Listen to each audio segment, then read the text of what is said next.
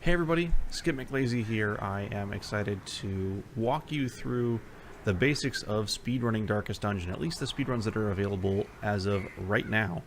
The ones that are available right now mainly have to do with the apprentice level bosses in the dungeon.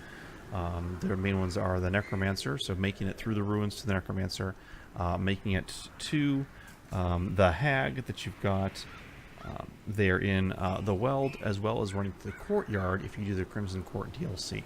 There are some other ones we hope to add in a little bit, but as of right now, those are the ones that we've got. I'm going to be walking through specifically Necromancer. I'll talk a little bit about Courtyard and Hag as well, but I'll make separate tutorials about those.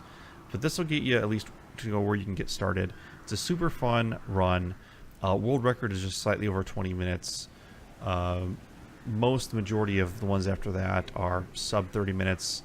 There are some that go longer than that as well, but aim for a half hour to 45 minutes for the first time you run through it, just because you'll be learning it, and you'll be able to proceed and get better from there.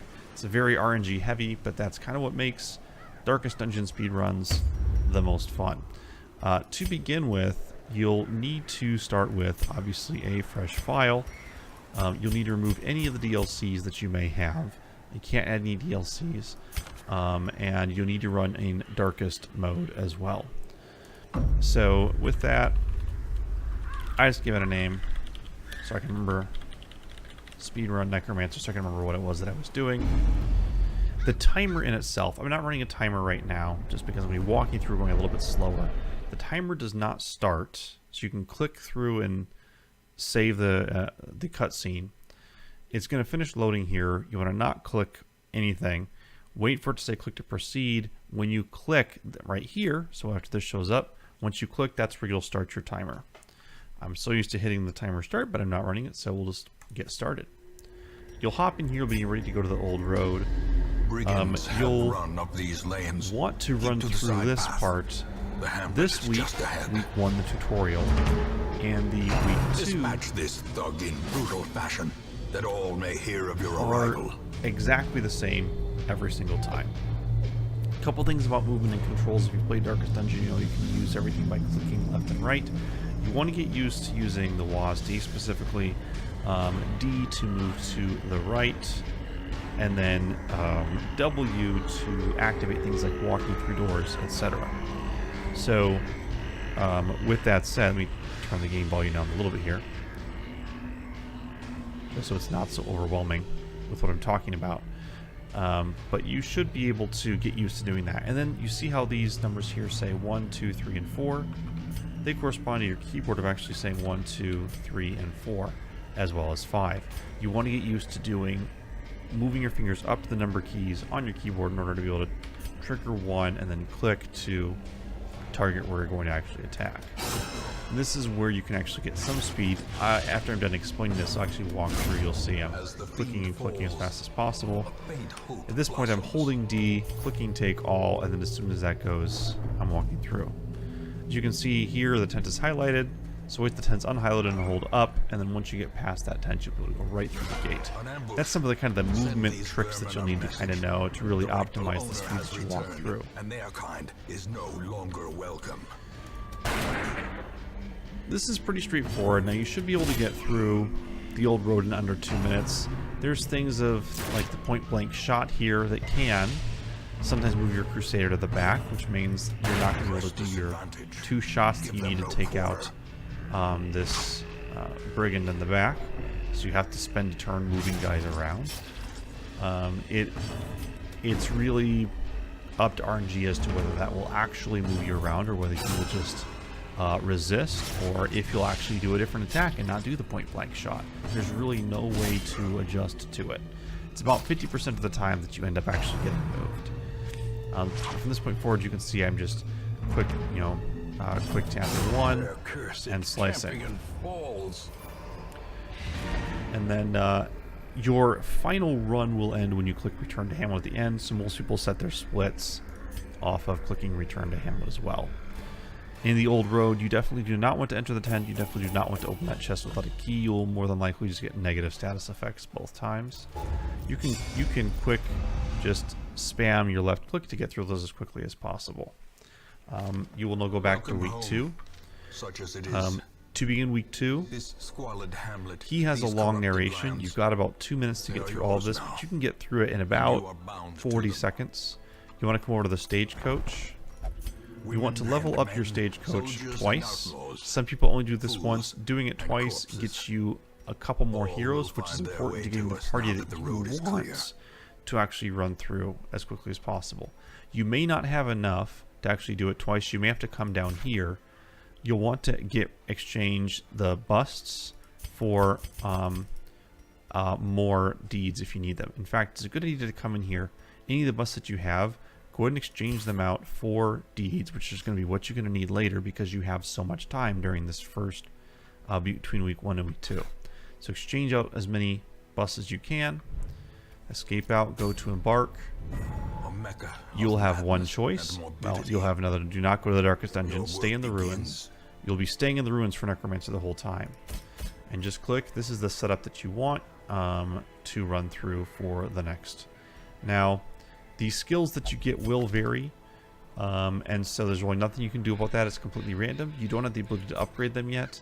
But hopefully you'll have something where I actually did not get a good roll on the Vestal here. You're hoping to have this Judgment here, which is her attack from the back row. I didn't get it. That's okay. It'll slow me down a little bit in this run, but not bad because I actually did get Incision and Plague Grenade, which are the 2 best ones to have for the Plague Doctor out of the gate.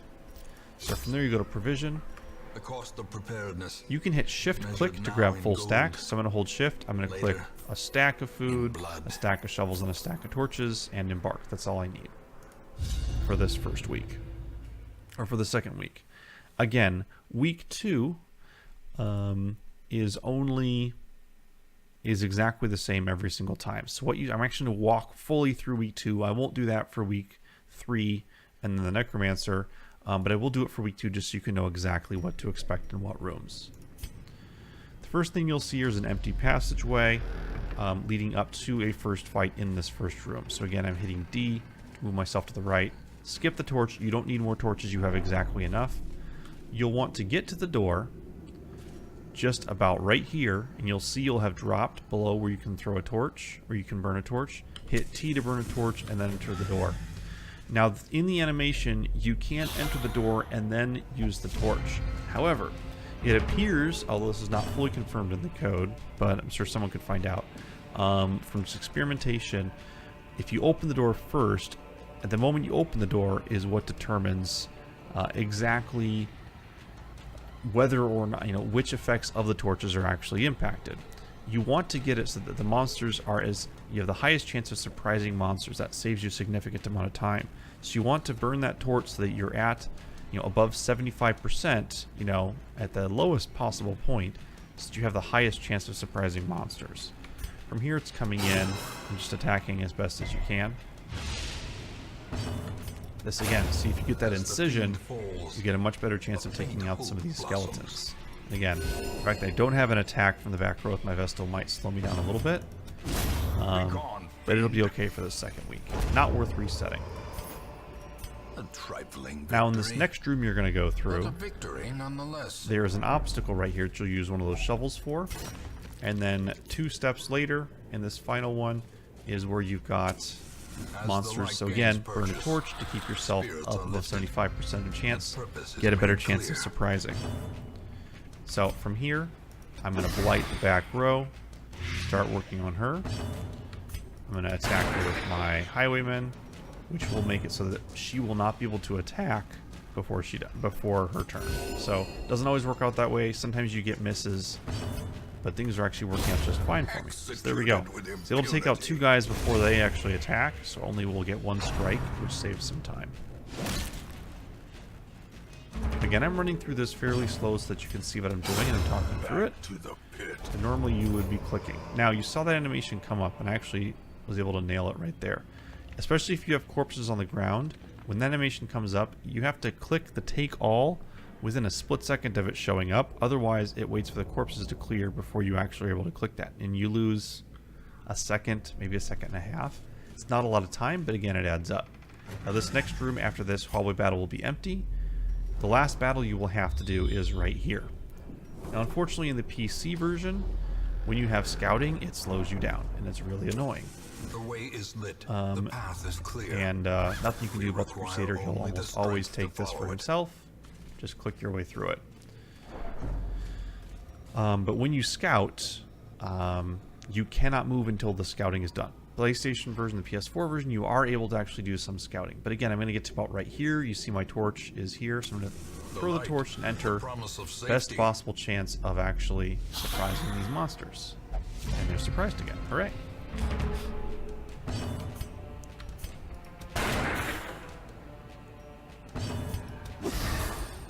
Alright, that probably won't take him all the way down. It normally doesn't, but it means he'll attack once. You don't have to attack him again. And then he will be, he'll kill himself after his next attack. Actually, it won't. We did not hit him far enough with the Highwayman. Normally I would have hit him with my Vestal just to make sure, but again, my Vestal can't attack. That's okay. I can just blight him one more time, and he won't be able to attack again. The wounds of war can be healed, but never hidden.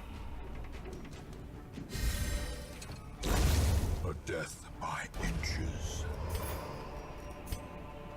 So from this point forward, you do not want to use any more torches. Now, if you scout here, there is a trap that will show up right about here on this next block. Nothing you can do about that trap if you don't scout.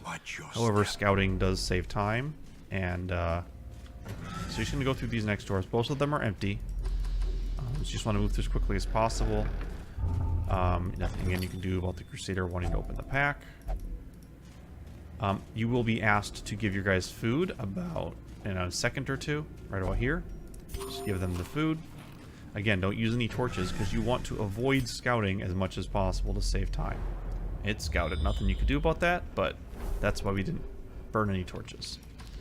Now you can burn torches to keep your guys from stressing out. You'll run against a barrier here that you'll use your shovel for. Even the cold And very stone important seems to have bent on preventing max passage. torches before you enter this last room. Now this is a scouting mission, which means I have to go into 90% of the rooms. I do not have to defeat enemies in all of the rooms you go in a scouting mission. When I entered this room, it counts as a scout, which means, hooray, they're surprised.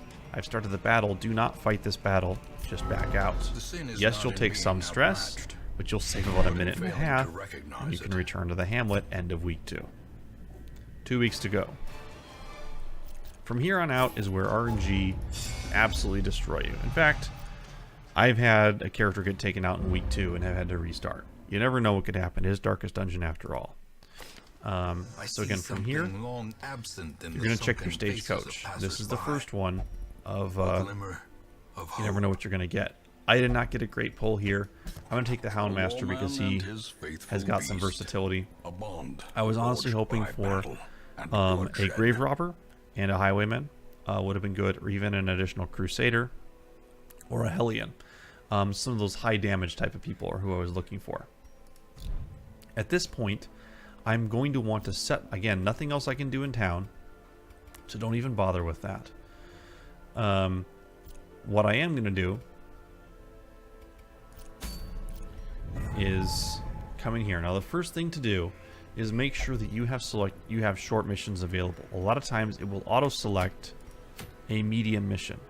That's not what you want to do. You also want to make sure you are picking, if possible, the skirmish missions, which are complete 100% of the room battles that look like this with little towers.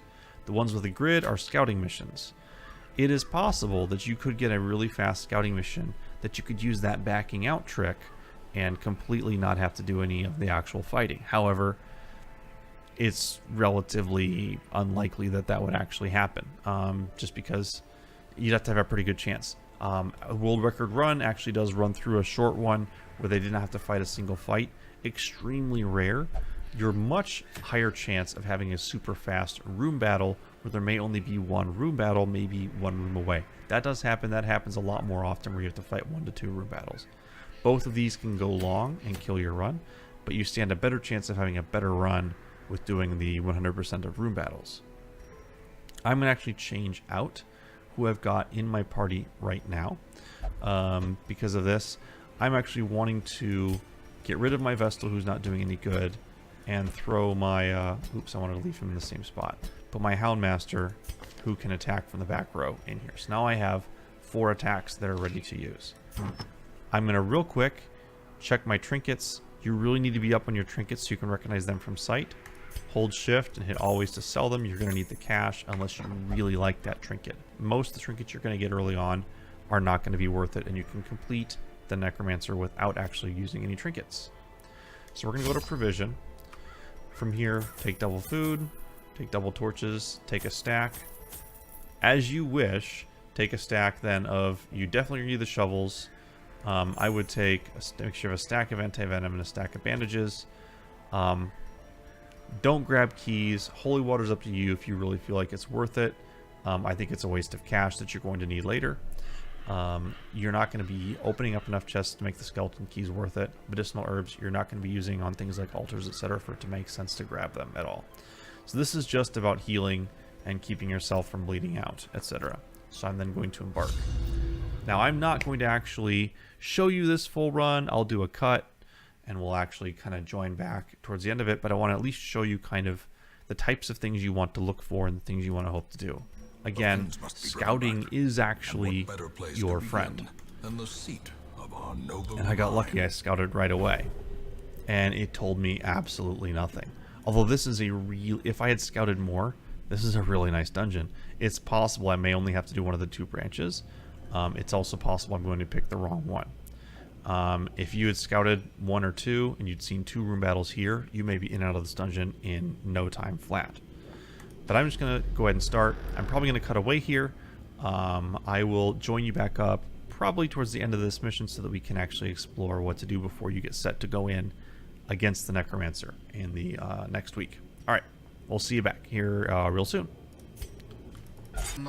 Hey guys, I actually got extremely lucky in this dungeon. If I'd actually been doing a speedrun on this one, I'd be getting really set up to do a personal best. This was, I'm going to continue adventuring. Normally you wouldn't click continue adventuring, but I went down this left path here. I had 2 hallway battles, which were very simple, and 1 here. I actually noticed the 1 hallway battle and then this 1 final battle. Able to get through this actually really quickly. And saved myself a lot of time. So I was actually very lucky. But anyway, so I'm done with this. Let's go back to the hamlet, and now we're going to get ready we reclaim what is ours. For the next piece through here. So again, we're just going to double check to see if I might want to change things up. I did snag a Hellion. Depending upon the stress levels of people, I may want to switch people out. Considering the fact that I'm under 50 stress with my active party, I'm actually going to leave things exactly the same. But otherwise, you know, maybe you could grab a new Crusader or a new Hellion. It is all up to you how you want to actually run that. Crusaders do have increased ability to attack against the undead, so they are actually very useful. If you want to go double Crusader, that can be very effective against the Necromancer. But you need to make sure you have good guys to actually hit the back row in case the Necromancer moves too far back. But anyway, so what I'm going to do, I'm going to leave my my group the same, but as you'll see here, we've got 1 to go. Make sure you do not grab the weld. I have done that by accident. But from here, you want to grab, again, one of the short ones. Do not actually hop over here to a medium one. Make sure you grab a short one. I'm going to grab this short apprentice level. And actually, you know what, let's go ahead, because my Plague Doctor is a little bit stressed out, let's go ahead and swap stuff out here. Let's throw my other Crusader in. I'm going to go double Crusader. This is going to be my setup. You want to pretty much, in this week, you want to set up the people who you are going to have for your Necromancer battle, because you want to make sure that they're leveled up to level 1 or level 2 so that they are strong enough to not have any problems. So as it is right now, this is going to be my actual gang going into the final. I'm not going to do anything else at this point other than I can actually come in and I could come in and do upgrades. The forge stands ready to make. There's a couple schools of thought here. One is that you could do half now, half later. I prefer to wait till the final week so that I have enough cash to upgrade everybody in case something catastrophic happens. So I just go into embark and then provision. Again, we're going to go to trinkets. There's more damage if in position 1. That's actually a good trinket. I'm actually going to equip it, except it's for a leper who I don't have. So never mind. We're going to sell that one. Yeah, I've done that before. So again, with this one, same strategy as before. That's kind of the standard that I grab. And then we're going to embark. So I'm going to go and do this one. Same as last time, nothing really new here. So I will see you guys when I'm ready to get ready for the actual final week. Hey guys, welcome back. So I'm finishing this run and I got extremely unlucky. As you can see, my one Crusader, the new dude that I picked up, nearly afflicted. I can't have that going into the final battle. I don't have time to heal him up, which is why, again, I'm glad I didn't upgrade him. It wouldn't have impacted that much. He may have saved a little bit of stress, but he's super stressed out. So I am not going to be taking him into the final battle. So I will be having to do a substitution for him, which again, that's just the way this game goes sometimes. So, to get ready for this, I'm going to actually switch out and take this Hellion instead of this dude here. So I'm going to instead now go to my blacksmith. It's actually blacksmith and your guild. I'm going to upgrade my guild first. I'm going to go in and make sure I upgrade my main skills for each of my people that I will be taking with me. And again, I'm taking the Hellion, but you can't upgrade the Hellion. I just want to make sure she has the right things. Now with the Hellion, again, you can luck out. I want Iron Swan, so I'm going to get rid of one of her other buffing abilities to make sure I have the things that I need. Let's flip back to the blacksmith now, and I'm going to do a swap in order to upgrade. So we're going to need to give that to in the end, then upgrade. Weapons are definitely the way to go here. Again, she can't do anything, as opposed to going with armor. If you have extra, you can do armor if you'd like. I don't think it's actually worth the actual miss or the change. So we're going to embark. We have cash, not a ton of it. Again, that stun skill chance is not really worth it. So I'm going to just get rid of it. Oh, game crashed. I'll be right back, guys. Alright, so I'm back, guys. Sorry. A little bit of a game crash. Hope it doesn't happen to you, because that will actually reset your run. I've had that happen a couple times. So, what I was saying, though, is we're not going to be embarking. Look at this trinket. Not one I can use. We're going to get rid of it. Make sure you have selected Kill the Necromancer Apprentice. Make sure you set your party the way that you want it to be set. A Hellion, oops, I will be placing in the front row because she has her Iron Swan capabilities. And then we're good to go. Provisioning, just like last time. Take as much as you want because you're not going to be picking up anything else as you go along. Make sure you at least get food and torches and shovels. Everything else is just whatever else you like to have. And then embark. Again, don't worry about running out money because you're not going to need any of the extra money. There are some alternate strats that I should talk about. There is one strategy, which is you can save about 20 to 30 seconds by not going into the stagecoach in week 2, just doing week 2 with your Crusader and Highwayman that you start with. That's risky, but doing so will actually save you that narration time. You can also choose, if you so like, to utilize this firewood, which I'm not going to use, right before the Necromancer fight. That will give you some buffs. The Highwayman does have a default camping skill of preventing ambushes. I believe this is actually a lost 20 seconds that you don't need back for the benefit of it, but that is a strat you could play around with to see if you like.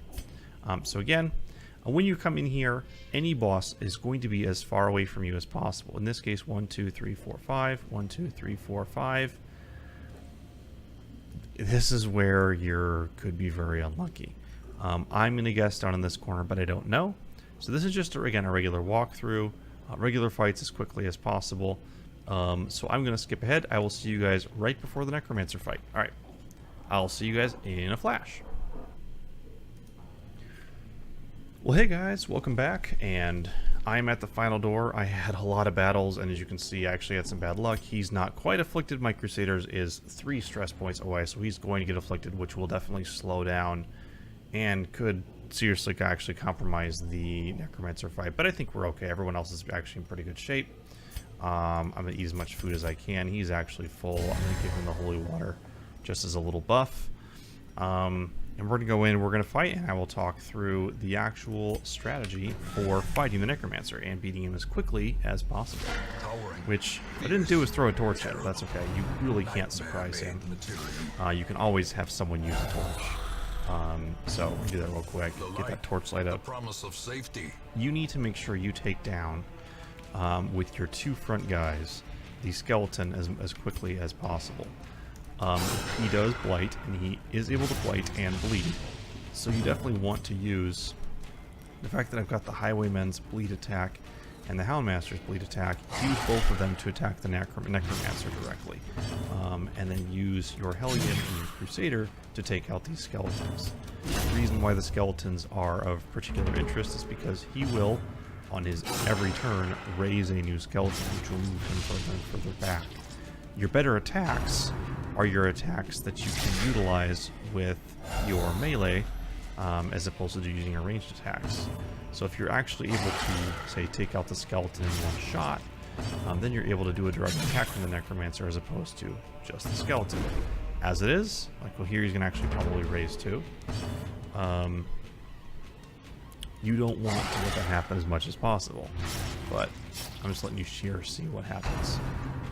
Yep, he's going to make his attack, and now he'll be 3 rows back, which means that both of these guys cannot attack him directly. And I also lose my ability to... Yeah, and from here, now you see the Crusader's attacks cannot hit him at all. All I can do is take out the corpses and move him back forward again. So you don't want to do those types of wasteful turns. You want to keep attacking him as quickly as possible, taking out those skeletons. You don't have to do that, and keep him in the front 2 lines as much as you can. Again, definitely want to be building up this bleed with my Highwayman and Houndmaster, or whoever I've got in my line, and then hoping I can either get some criticals or some really good strikes to take out this the skeleton. Now when he is below 4, I can use my secondary attack. It has less chance of being accurate, so I prefer not to do that, but that is also a strategy to go as quickly as possible. Personally, I would rather not miss. I'd rather attack as strong as possible. Now you saw the word bubble that popped up, the bark. You can click to dismiss that. I was just talking, so I didn't. But he's pretty close to done. He's at 8 now. There we go. We got him. So he does that, and then, you know, just close out of that. Closing is faster than taking, and then once you click Return to Hamlet, you stop your timer, and ta-da! You have finished the Necromancer speedrun. Submit your time to speedrun.com, and welcome to the Darkest Dungeon speedrunning community. I hope it has treated you well. The last thing I'm going to walk through is something I should have done at the very beginning, which is a couple things about the settings file. If you come over to options, there's a couple things you're going to want to make sure you set. First on, make sure you can interact with left stick up. This is where I was saying where you can hit W to enter doors. You definitely want that checked. You do not want hold required in dungeon turned on. This has to do with changing positions. This slows it down. You don't want that checked. The other one you want is in other. Make sure you have bark dismissal turned off. Party auto sort can be helpful. That's up to you on whether or not you want to do that. That has to do with putting the guys who are in your party at the very top. It shouldn't matter. Make sure you've unchecked tutorial and you do not have any extra bark time. Make sure it's down as low as possible. Those are the ones that are very critical for you to make sure you're actually able to not get stuck with extra tutorials or explanations or clicks. That should go as quickly as possible. But anyways, I hope this was very helpful to you. I'm going to make a couple others have to do with the Hag. The Hag is very similar on that, where you're running through the ruins and then hopping over to Weld. That one is a little bit longer because you have to go through a few more weeks. There's also one for the Courtyard where at the beginning you actually enable the Crimson Court, and there you're running in ruins a few weeks. The Courtyard will open up and you're going through, beating the Crocodilian, and completing that quest and finishing time there. That one is about the similar amount of time to complete as Necromancer. There is also ones that we're looking at to do for other longer runs, but that's what we have for now. And as those are available, I will make more tutorials. So again, welcome to the world of Darkest Dungeon speedrunning, and hope you found this helpful. I will see you guys later. Bye.